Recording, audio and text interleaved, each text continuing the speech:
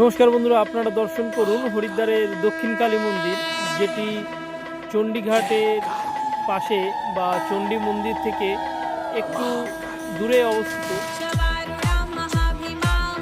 পৌরাণিক কথা অনুযায়ী 100 মুন্ডমালার উপরে এই মন্দিরটি অবস্থিত। স্বয়ং দক্ষিণ কালী মাকে দর্শন করুন আপনারা। কথিত আছে সমুদ্র মন্থনের পর ভোলেনাথ যখন বিষ পান করেছিলেন তখন তিনি এই ঘাটে স্নান করেছিলেন। আপনারা দেখতে পাচ্ছেন কৈলাসানন্দ গিরি মহারাজ স্বয়ং রুদ্রাভিষেক করছেন। ভোলেনাথের সামনে এই প্রদীপটি 24 ঘন্টা জ্বলতে থাকে, কোনো সময় এটাকে বন্ধ করা হয় না।